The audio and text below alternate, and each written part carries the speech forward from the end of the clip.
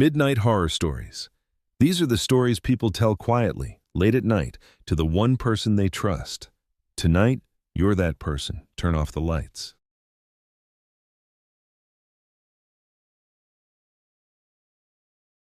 The Crossroads Store. I grew up in a small town in the Mississippi Delta, the kind of place where the population sign hasn't been updated in 20 years because nobody's bothered to remeasure something that everybody already knows is shrinking. I moved away for college and came back 8 years later when my mother got sick, and I've been back ever since, running the family hardware store on the town's single commercial block. I know this area the way you know a place you've never really left. Every back road, every family, every old story that gets told at the diner counter on slow mornings, when there's nothing on the radio worth listening to and nobody's in a hurry to open up. About 11 miles outside town, at a crossroads where two county roads meet in the middle of cotton and soybean fields, there used to be a general store. It closed sometime in the 70s. The building's still there, boarded, slowly losing its roofline to weather. The kind of structure you drive past 100 times without really looking, because there's nothing left to look at. Just gray wood and a collapsed porch and a yard that's gone to broomsitch. Locals still call the intersection the Crossroads Store, even though the store itself has been closed longer than most people currently living have been alive. It's just a name now, the way a lot of rural intersections around here carry the name of something that hasn't existed for 2 generations. This was about 4 years ago. I was driving back from a supplier run in the next county, taking the back roads because the state highway had construction backed up for miles that week, and it put me through the Crossroads intersection a little after 11 at night. Clear night, no traffic, the kind of empty flat road where you can see headlights coming from a long way off if there are any, which there usually aren't out there that late. The fields on either side were just past harvest, stubble and bare dirt stretching out flat in both directions, under a sky that gets properly dark once you're far enough from town to lose the light pollution. As I came up to the intersection, I saw a man standing at the edge of the old store's lot. Near where the gas pumps used to be before they were pulled out decades ago, leaving just a raised concrete pad that's still there if you know to look for it. Standing still, facing the road. I slowed down, not stopping, just the natural reaction to seeing a person standing alone at an abandoned intersection at 11 at night, in a place where that doesn't happen, where there's no reason for anyone to be on foot that far from anything.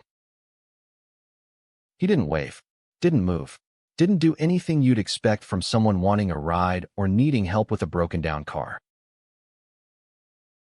Just stood there as I passed, watching the road, watching me, in the unhurried way of someone who'd been standing there for a while already and had no particular urgency about being seen.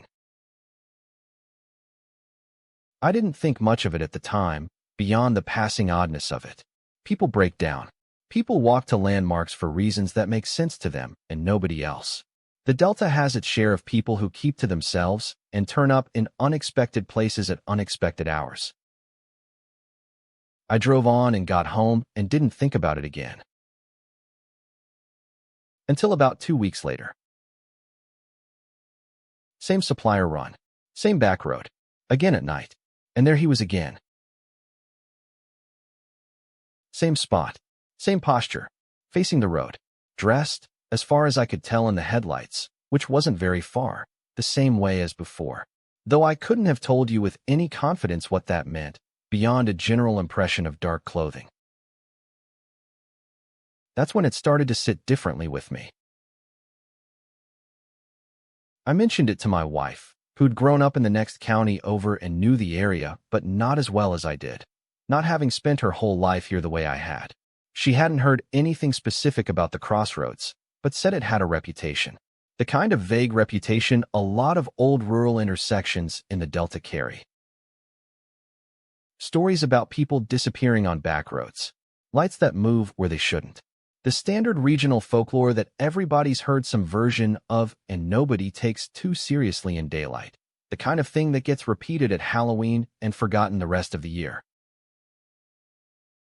I started asking around, carefully, the way you do in a small town where asking a direct question about something odd gets you a reputation for asking odd questions, which is its own kind of currency you don't want to spend carelessly. My uncle, who's lived in the county his whole life and worked the cotton gins for 40 years before retiring, was the one who actually told me something useful. He said the Crossroads Store had been a sundown establishment back when it operated, meaning black residents of the area weren't welcome there after dark, a common and ugly arrangement across a lot of the rural South well into the 20th century, enforced not always by law but by understanding, which in some ways made it harder to push back against. He said there'd been an incident there sometime in the 50s, before his time, but within his father's. A man who'd been turned away after dark and found dead the next morning, a half-mile up the road.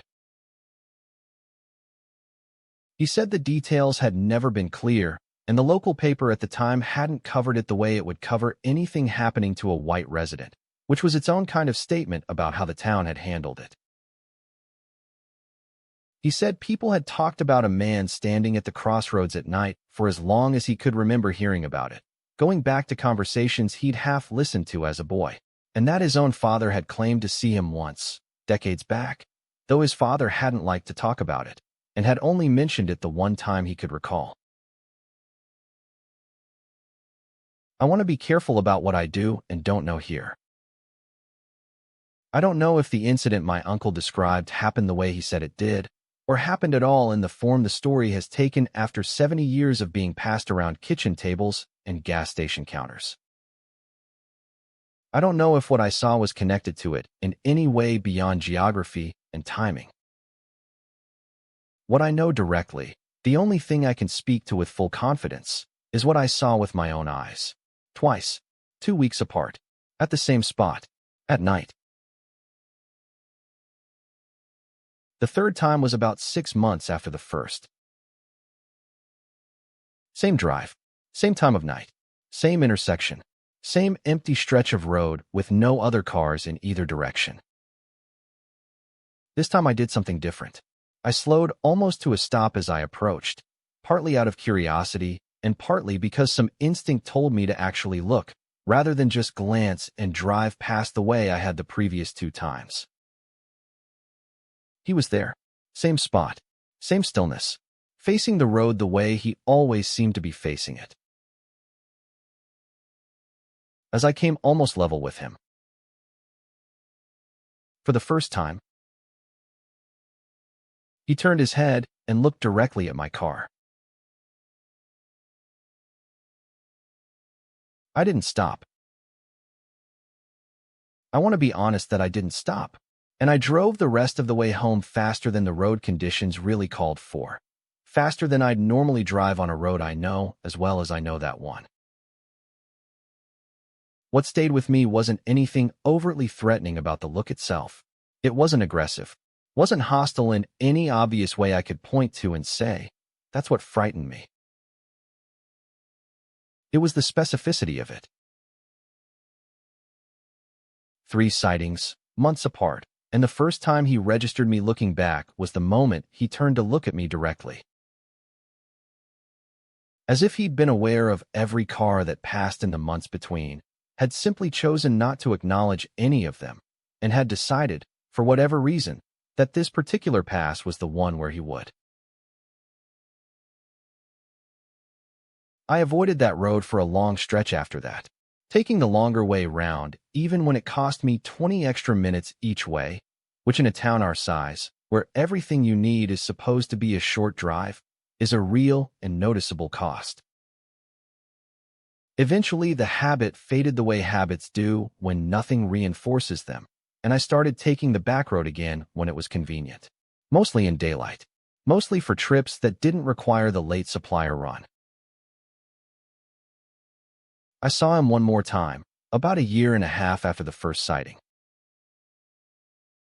Daylight this time, mid-afternoon, driving past on ordinary business, nothing unusual about the trip up to that point.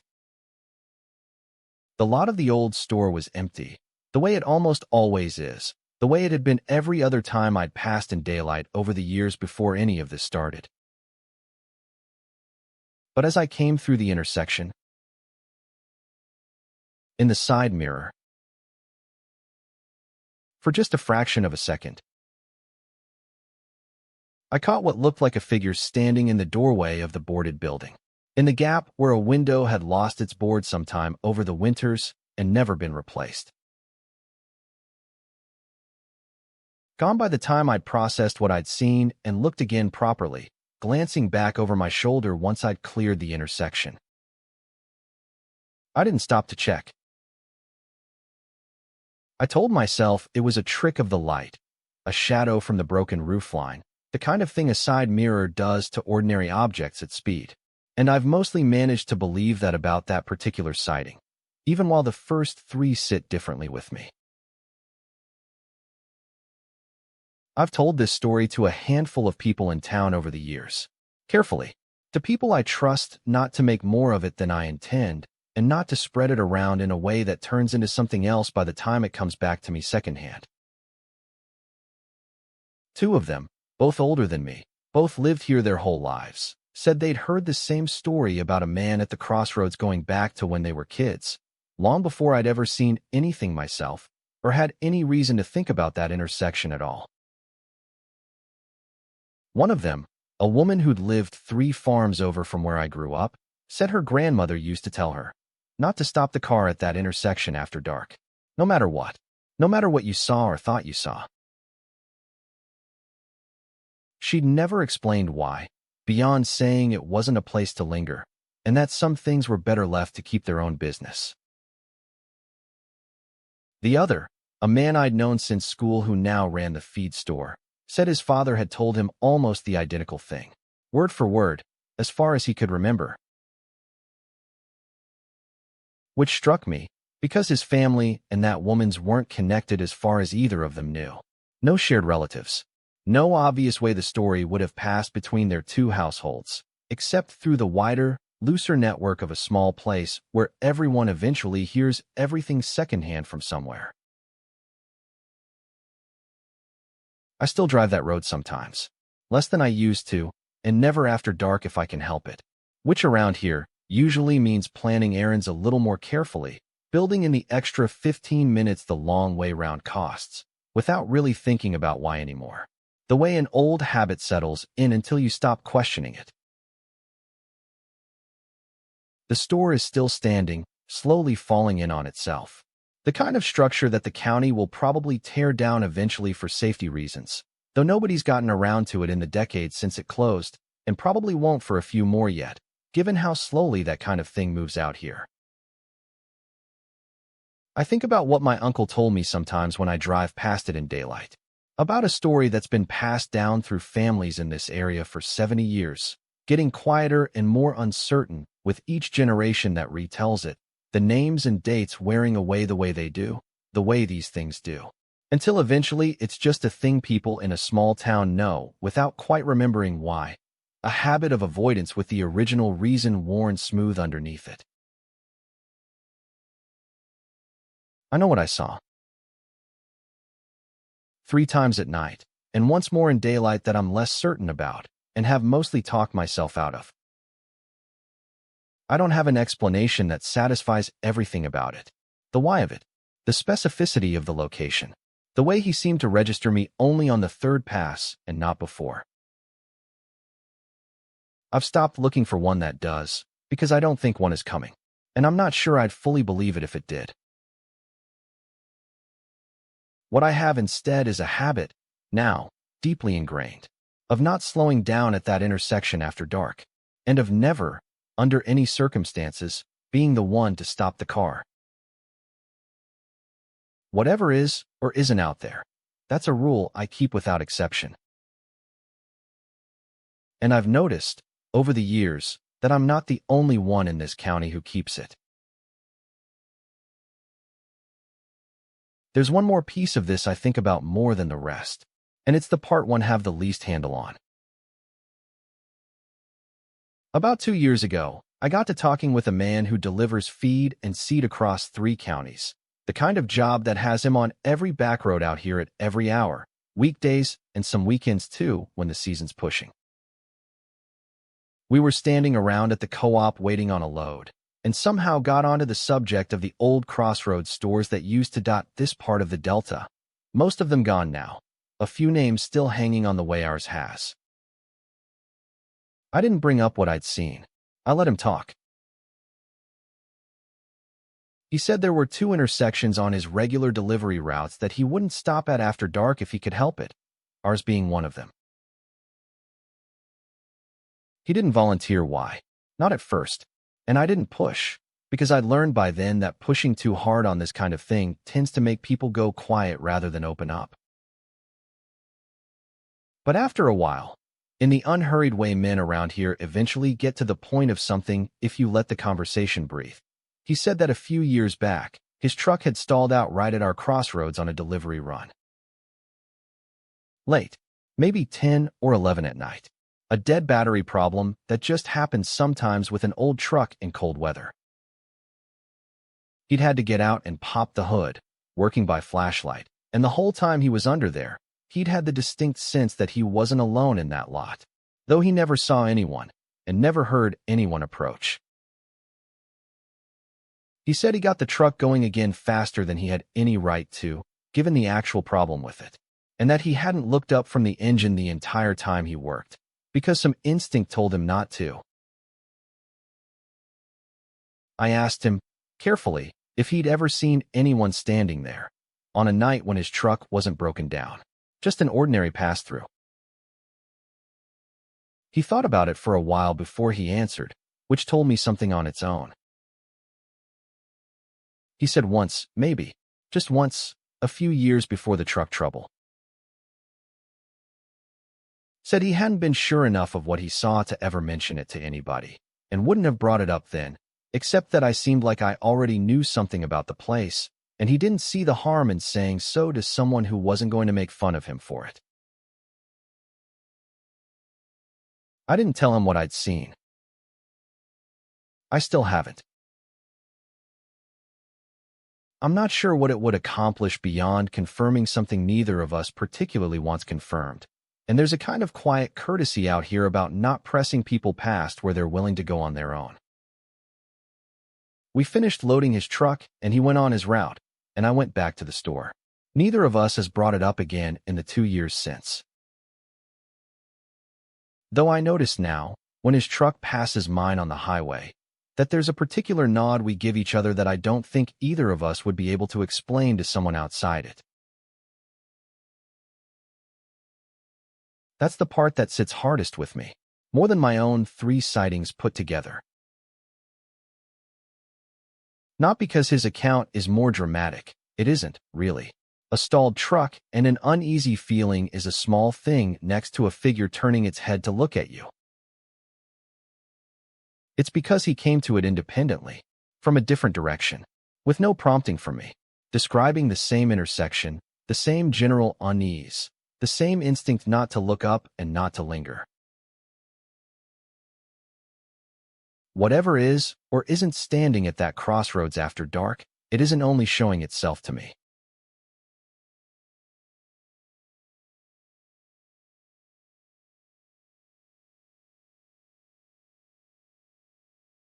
The Quarry Pond. I've been backcountry camping since college, mostly solo, mostly in places that take some real effort to get to. There's a particular kind of trip I prefer, not a marked campsite, not a permit area, just a spot on a map that looks promising and a willingness to find out if it actually is. Some trips are forgettable in the right way, the kind where nothing happens and you come home a little more rested than when you left. Some aren't. This one wasn't. This was 3 summers ago, in a stretch of state forest in upstate New York that doesn't get heavy traffic. I'd been looking at satellite images for a while before the trip, the way I do most of my route planning these days, scrolling slowly across sections of forest, looking for anything that breaks the pattern of unbroken canopy. I'd noticed an old quarry, abandoned decades ago by the look of it, with what appeared to be a flooded pit at the bottom. A pond, essentially, formed once the quarrying stopped and groundwater filled the hole. No trail led to it on any map I could find. Not the state forest map, not the older USGS quad I cross-referenced, not the aerial imagery from different years I compared to see if access had changed. The nearest access was a forest road that dead-ended about 1.5 miles short of the site, after which you were bushwhacking through second growth with no path to follow. I like that kind of objective. A place that isn't easy to get to selects for a certain kind of quiet that established campsites don't have, because almost nobody bothers making the effort. You get the sense, in places like that you might be the first person to stand there in years, which isn't usually true, but feels true, and the feeling is worth something on its own. I drove out on a Friday afternoon, parked at the end of the forest road where it became impassable for the car, and started in on foot a little after 2. The bushwhack was rougher than I'd estimated from the satellite images, second-growth hardwood, a lot of down timber from what looked like a windstorm a few years back, and a couple of wet drainages I had to find ways around rather than through. Took me close to 3 hours to cover 1.5 miles, which tells you something about the terrain and also about how unreliable satellite imagery is for judging ground conditions under a closed canopy. I came out of the trees at the edge of the quarry a little before 6 in the evening, tired and scratched up from the brush, and the first sight of the place made the effort feel worthwhile in the way these things sometimes do. It was a striking place. The pit dropped maybe 40 feet from the rim down to the water, sheer rock walls on 3 sides where the quarrying had cut straight down through what must have been a substantial limestone or dolomite deposit, and a more gradual slope on the 4th side where the original access road had been, now completely overgrown with birch saplings and brush.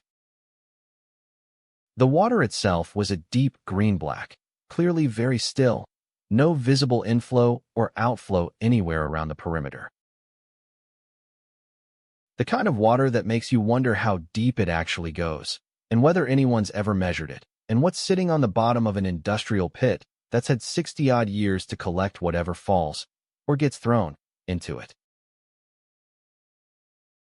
There was a flat shelf of rock about 10 feet above the water on the gradual side, big enough for a tent with a little room to spare, with a clear view across the pit to the cut walls on the far side. I set up there. It felt like a good site, open, defensible in the loose sense that nothing could approach without crossing ground I could see, and the rock face rising behind me meant nothing was coming from that direction either. I remember being pleased with the choice at the time, the particular satisfaction of finding a campsite that does everything you want it to do. I want to describe the quarry itself a bit more, because the geometry of it matters to what happened, and I've gone over that geometry in my head many times since, trying to find an explanation that fits it. It was roughly oval, maybe 80 meters across at its widest point. The walls on 3 sides were vertical rock, 20 to 40 feet depending on where you measured along the rim, pocked with ledges and old drill marks from the quarrying operation. You could see, even from a distance, the regular pattern of holes where the company had set charges decades ago, a kind of fossil record of the work that had been done there. Trees had grown up right to the rim on all sides, mature now, so that once you were down inside the pit your view of the sky was a reduced oval framed by rock and canopy, smaller than the sky should be. It had the feel of being inside something, rather than simply being outdoors. A sense I associate more with being underground than with being in a forest, even though I was neither.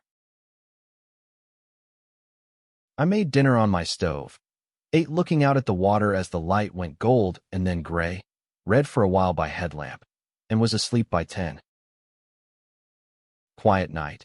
Properly quiet in a way that even remote campsites in open forest rarely are, because no wind reached down into the pit the way it would have on open ground. The rock walls blocked most of it, and what filtered down was reduced to almost nothing. The only sounds for the first couple of hours were the occasional settling of stone somewhere on the cut faces, the kind of small rockfall that old quarry walls produce as they continue to weather over the decades, freeze and thaw, working at fractures that the original blasting left behind. I noticed 2 or 3 of these small settlings before I fell asleep. Single stones coming away and landing somewhere on the slopes below. Nothing dramatic. The ordinary sound of a place that's slowly continuing to come apart on geological time. I woke up a little after midnight to a sound I initially took for more settling rock. A clatter, something falling, coming from across the pit on the far wall. I lay there for a minute, listening, and it didn't repeat. I told myself that was the end of it, consistent with what I'd heard before falling asleep, and tried to get back to sleep. About 15 minutes later, it happened again. Except this time it wasn't a single clatter. It was a sequence, several smaller impacts in quick succession, the sound of loose stone or gravel coming down a slope, the kind of sound a person makes scrambling down scree. Except there was no scree on that wall. Just sheer cut rock, with the occasional ledge. I sat up properly this time.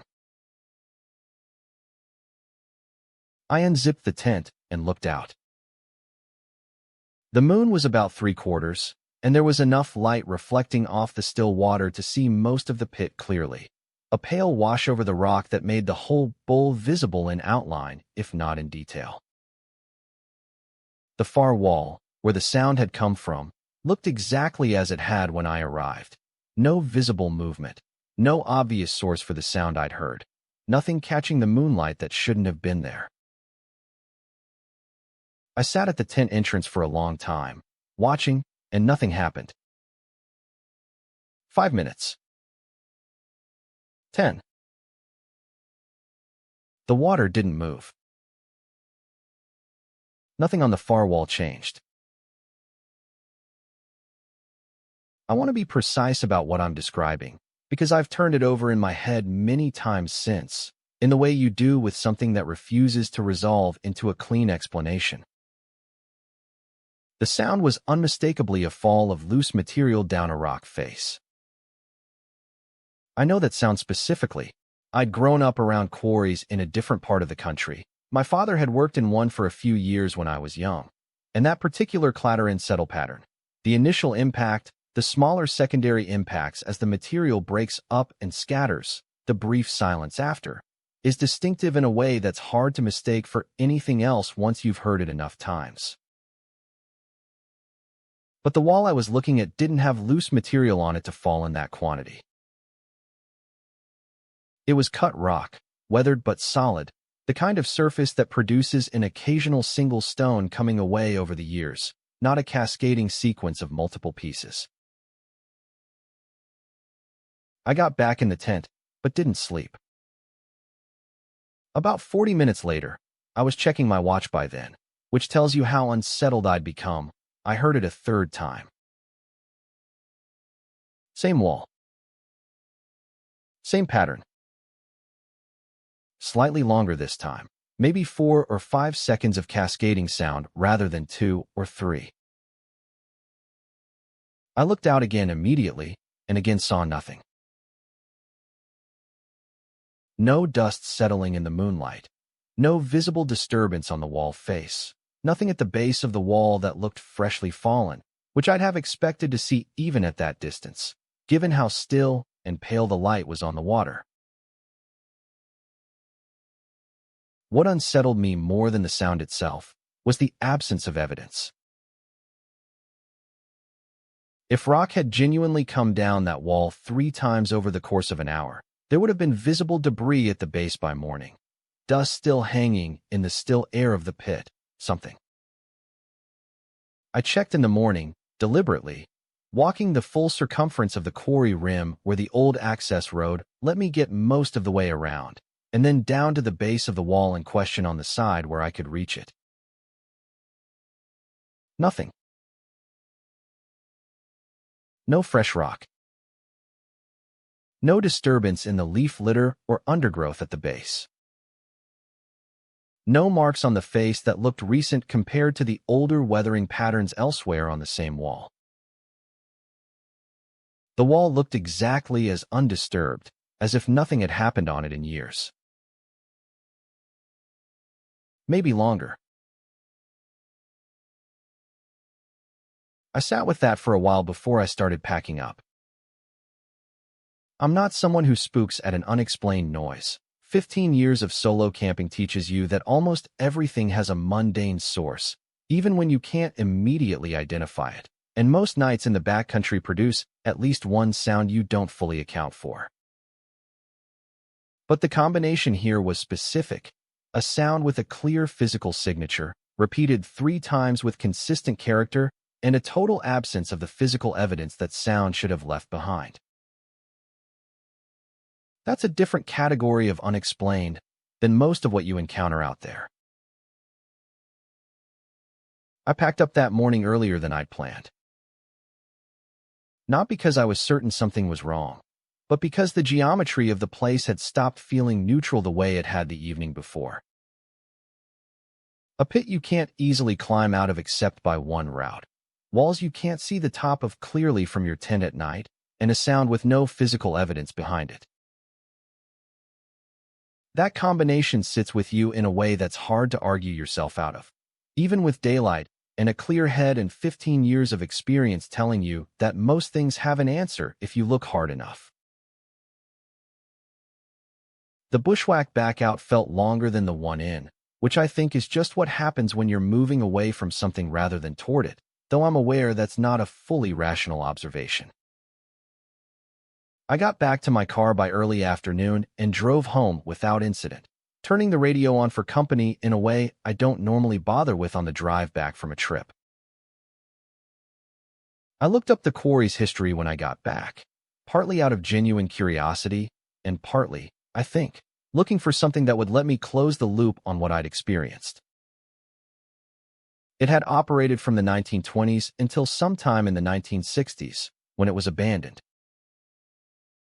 The records I found were thin, mostly local historical society material and a few digitized newspaper archives from the regional library system, but there was a brief mention of an accident in the 1940s. A worker killed in a rockfall on one of the working faces. No detail on which face, no name I could connect to anything further, just a couple of sentences in an old paper noting the incident and the company's statement that safety procedures were being reviewed, the standard language of the period for this kind of thing. I don't know if it was the wall I camped near. I have no way of confirming that, and I'm wary of connecting things just because the connection is available and convenient, and exactly the kind of detail a story like this wants. I mentioned the experience, eventually, to a coworker who turned out to know the area better than I expected.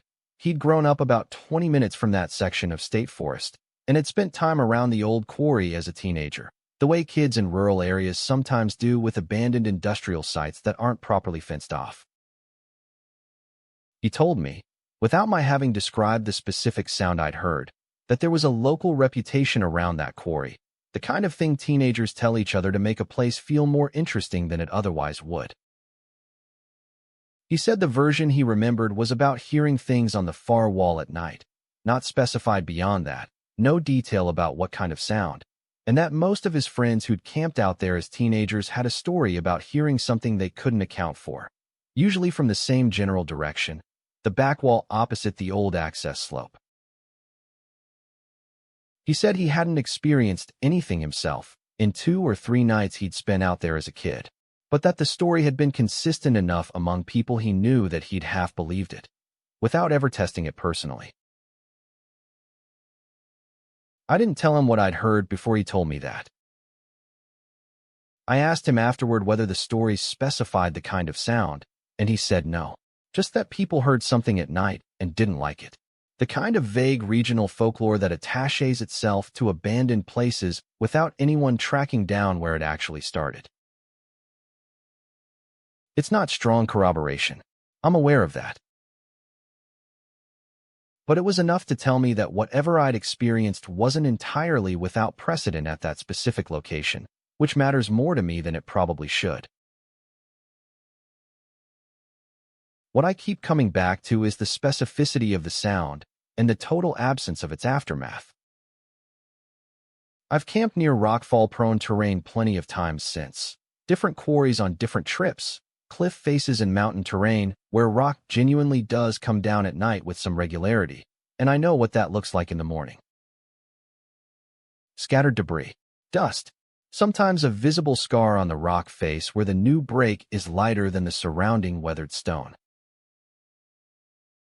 This had none of that. 3 separate times, over the course of one night, on a wall that by every visual indication hadn't shed a stone in years.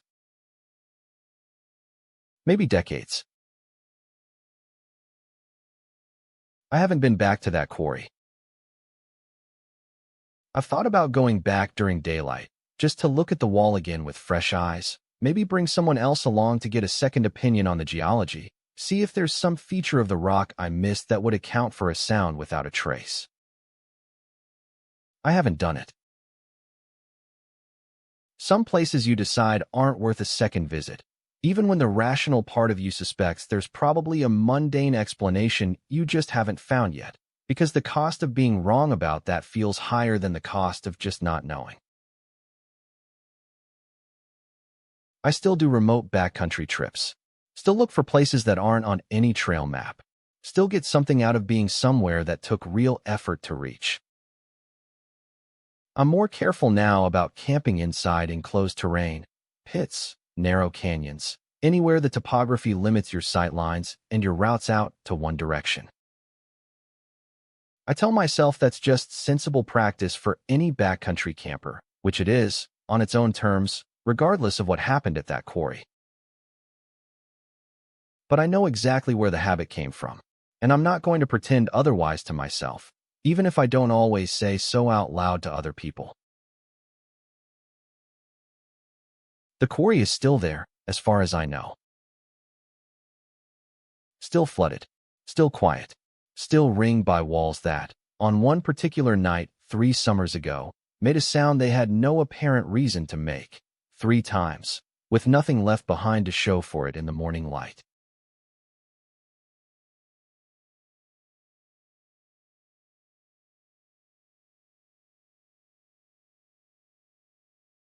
The sink.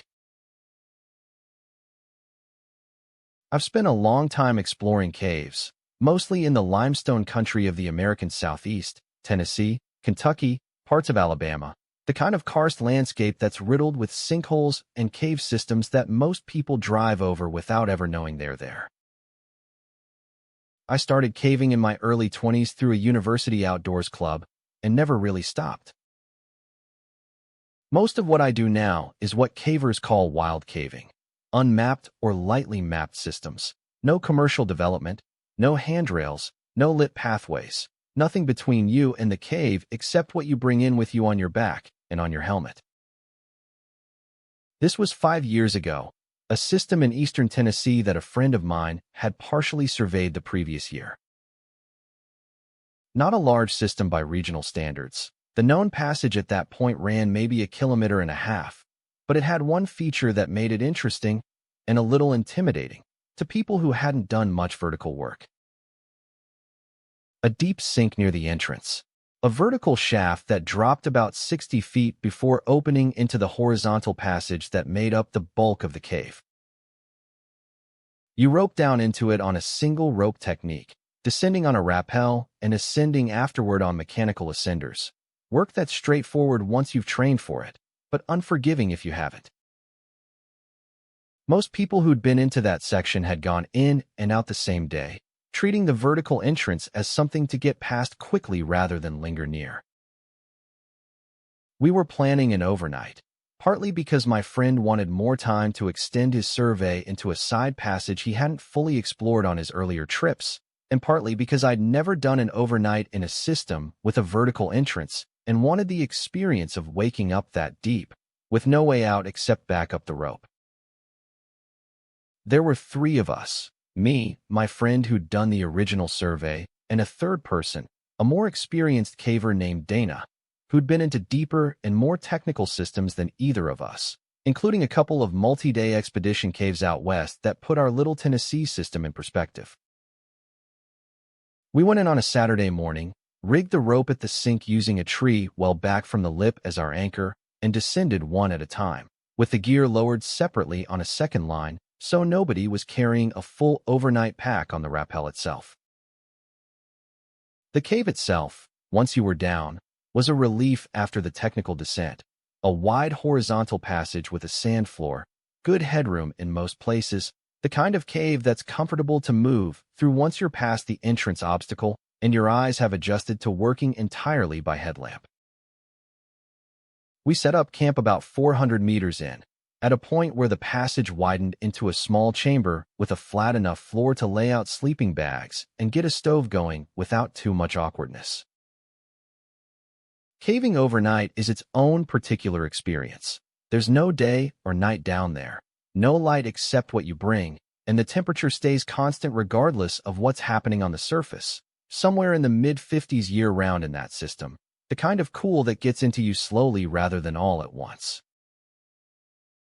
You lose track of time in a way that's disorienting the first few times you do it, and even experienced cavers end up checking their watches more than they would on the surface, just to have some anchor to the ordinary world. We spent the afternoon, by our watches, since there was no other way to track it, pushing the survey into the side passage my friend wanted to extend. Slow, methodical work, measuring distances and bearings, sketching the passage shape, noting features. Nothing dramatic about any of it. The unglamorous reality of cave survey that looks nothing like what people imagine caving to be. We came back to camp tired in the particular way that careful, crouched, attentive work makes you tired, ate, and were settling in for the night. Headlamps off except for the small lantern we kept burning low to save battery. When we heard the first sound, it came from back toward the entrance, from the direction of the sink shaft, maybe 400 meters of passage away, but carrying clearly in the way sound does underground when there's nothing to absorb it. A clattering, metallic-sounding noise, like gear moving against the rock or against itself.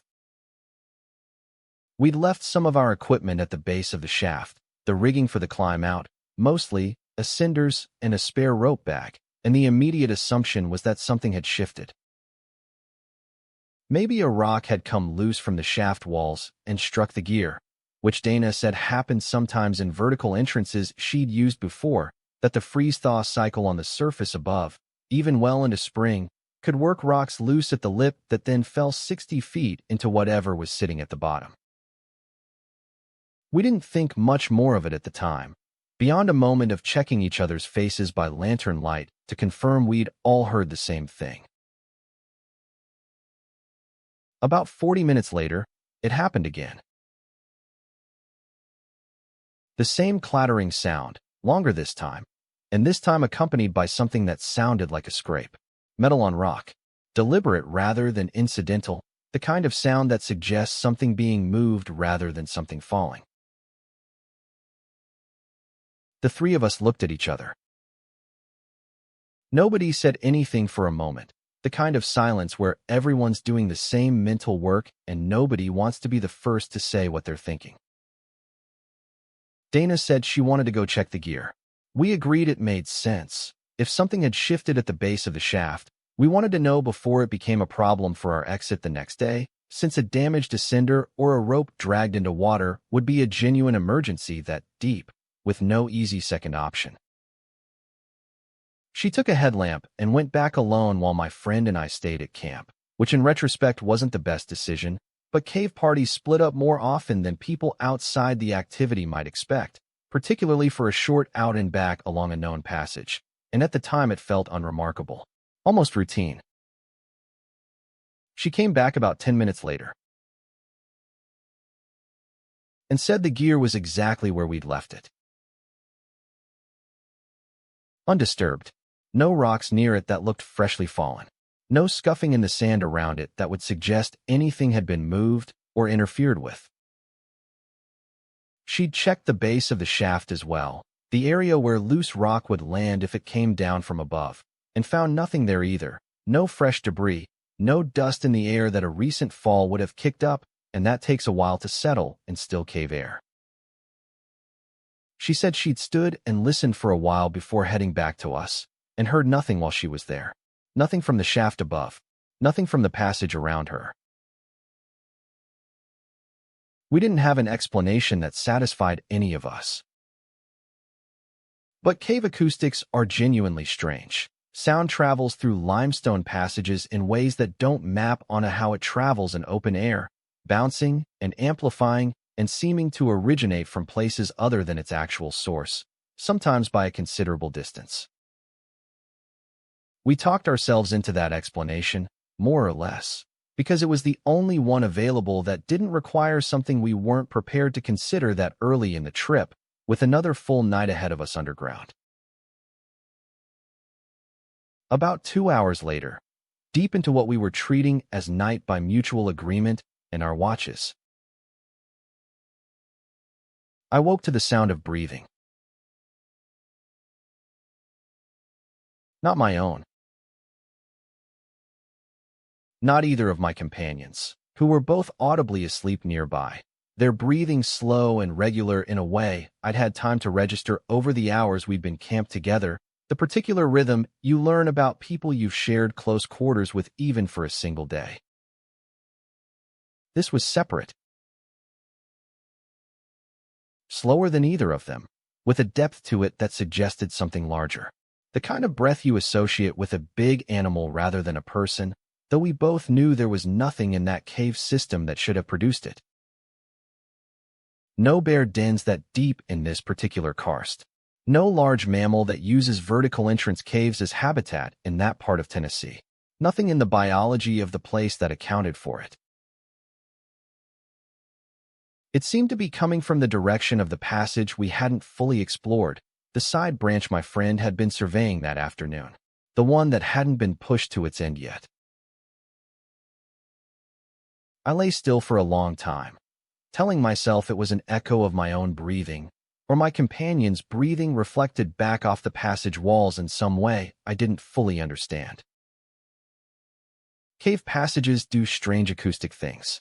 I told myself that twice already that night, and was prepared to tell myself a third time, building the same justification up again from nothing because it was easier than the alternative. But the rhythm was wrong for an echo, and wrong for either of my companions. Too slow, too deep, with a quality to it that didn't match anything I could attribute. I woke Dana quietly, my hand on her shoulder rather than calling out. And she heard it too. About 15 seconds of audible breathing from the direction of the unexplored passage. Then nothing. Cut off rather than fading. The way a sound stops when whoever's making it decides to stop, rather than simply moving out of range. She didn't have an explanation either. She'd caved for over a decade by that point, had spent nights in systems considerably more remote and technical than this one, and said she'd experienced plenty of acoustic strangeness underground over the years, but nothing she could specifically characterize as breathing. Separate and apart from anyone in the party, with that particular weight and rhythm to it. She said it carefully, in the flat, precise way experienced people describe something they don't want to overstate. Which made it land harder than if she'd been more dramatic about it. We didn't sleep much for the rest of that night. We talked in low voices for a while, going through the possibilities, settling air currents that can produce odd whistling or rushing sounds in cave systems with multiple connected passages, some animal we hadn't accounted for that had found its way in through an opening none of us knew about, our own minds doing something with the ambient sound of the system in that particular state of disrupted, anxious half-sleep that total darkness and isolation produce. None of us fully believed any of the explanations we offered each other, but going through them out loud felt necessary, a kind of shared work that made the rest of the night easier to get through than silence would have. In the morning, again, by the watch, since morning meant nothing underground, no change in light, no birds, nothing to mark it except the numbers on our wrists, we discussed whether to push further into the unexplored passage as planned or abandon the survey extension and head out. We voted, somewhat informally, to head out. Nobody made a strong case for continuing, which told me something about how the previous night had affected all three of us, none of whom were prone to spooking easily. You don't stay in caving as a hobby for years, taking on technical vertical systems and multi-day expeditions, if you are. The unspoken agreement not to finish the survey said more than any of us were willing to say out loud at the time. We climbed out via the sink shaft without incident. The gear at the base exactly as Dana had described it the night before, no further sign of disturbance. We packed up the gear at the surface and drove back to where we were staying without saying much, the kind of quiet that follows a trip when everyone's processing something they haven't decided how to talk about yet. It was a day or two before any of us really talked through what had happened, and even then the conversation didn't resolve much. We agreed on what we'd heard, going over it carefully enough that I'm confident none of us were remembering it differently from how it actually happened. We didn't agree on what it meant, beyond a shared sense that the cave system had a section we weren't inclined to explore further. At least not soon, and maybe not at all. My friend who'd done the original survey went back into that system about a year later with a different group, did extend the survey into the side passage eventually, working it over 2 separate day trips rather than an overnight, and reported nothing unusual on either trip. No sounds, no breathing, nothing out of the ordinary for a quiet limestone passage. I haven't been back myself. I've done plenty of other systems since, plenty of overnights, plenty of vertical entrances in plenty of states. I don't think the activity is more dangerous than I understood it to be when I started, and I haven't let what happened that night change my relationship with caving generally. But there's a particular quality to total darkness underground, with no reference point for day or night, and no way to verify anything by daylight the way you could on the surface, that makes you more receptive to things you dismiss instantly up above. I know that, and I've factored it carefully into how I think about that night, turning it over from every rational angle I can construct. It doesn't fully account for what I heard, or for the fact that Dana heard the same thing, independently confirmed in the moment rather than reconstructed afterward through suggestion, which is the detail that keeps me from filing the whole night away as a trick of exhausted perception. The breathing was real, in the sense that 3 experienced people heard the same thing at the same time, and none of us could attribute it to each other or to any acoustic effect we were familiar with from years of collective experience in similar systems. What it actually was, coming from an unexplored passage 400 meters underground in a cave system in eastern Tennessee. I don't know. And I've made a kind of peace with not knowing that I didn't expect to make so easily. I brought it up once at a regional caving gathering, a couple of years after, in the careful, half-joking way people in that community sometimes use to test whether a story will be taken seriously before they commit to telling it properly. I didn't say which system. I just described the sound, the timing, the way it cut off rather than faded. A couple of people laughed it off, the way you'd expect, offering the usual explanations, settling air, some animal, exhaustion playing tricks after a long day of survey work. But one older caver, a man who'd been active in Tennessee and Kentucky systems for going on 30 years, went quiet in a way that caught my attention before he said anything at all. He asked me, eventually, whereabouts the system was. Not the exact name, just the general area and whether it had a vertical entrance. When I told him, he nodded slowly, like something had been confirmed rather than introduced. He said he didn't know that specific system, hadn't been into it himself, but that he'd heard a similar account from someone else years back.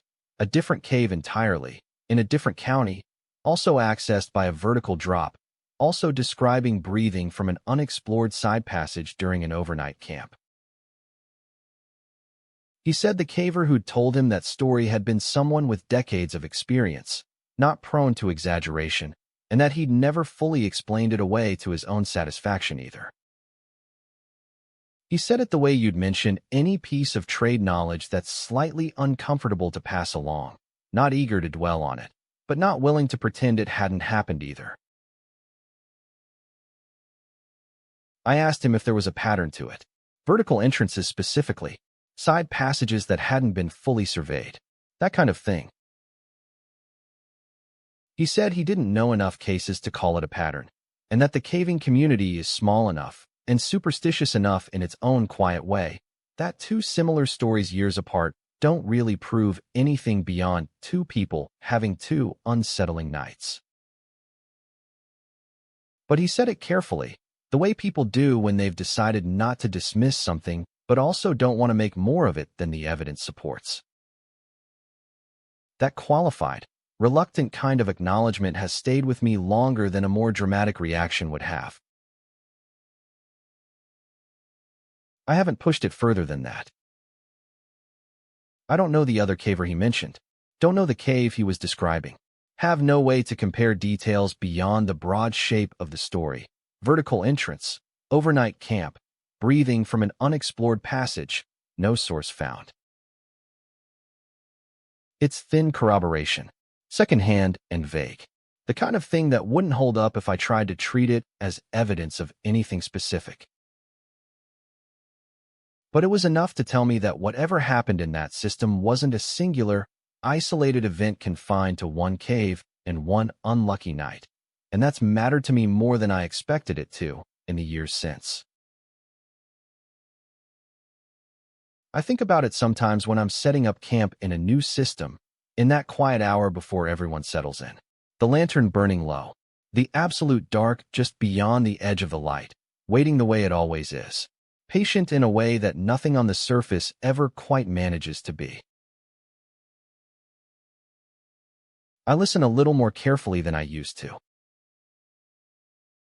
I think Dana does too, though we've never really talked about it since that trip, beyond the one conversation a day or two after. Some things you carry without needing to keep discussing them. The way you carry the memory of any place that turned out to be different from what you expected it to be when you went in.